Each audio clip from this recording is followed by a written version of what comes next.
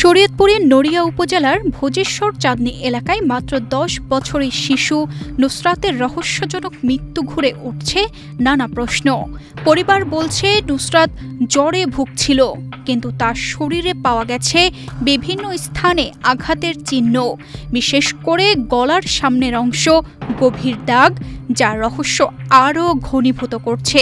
জ্বরের বিষয়টা একটা বিষয়, আর আপনার অর্থ গলা ফাঁক দিয়ে মারা হয়েছে না, ওই জায়গায় মানে ওর গলা ব্যথা ছিল বলে একটা ব্যাগ দিতে পানি লইয়া এসে বলে গলায় সেক দিছি,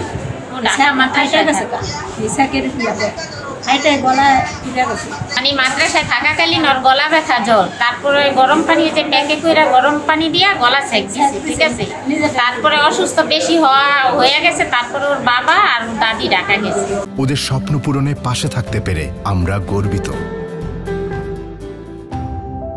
29 অক্টোবর বুধবার তাকে শরীয়তপুর সদর হাসপাতালের জরুরি বিভাগে নেওয়া হলে কর্তব্যরত চিকিৎসক ডক্টর আব্দুল রশিদ পরীক্ষা শেষে মৃত ঘোষণা করেন।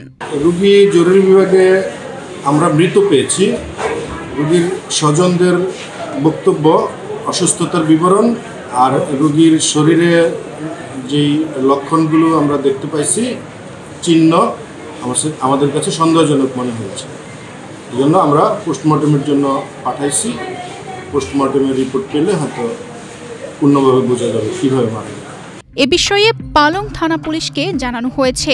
থানা পুলিশ জানায়, পোস্টমর্টেম রিপোর্ট আসলে আইনগত ব্যবস্থা নেওয়া হবে।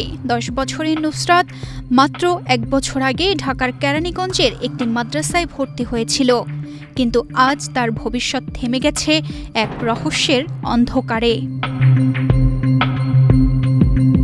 তানজিদা রহমান, ইনায়া, বাংলাদেশ প্রতিদিন।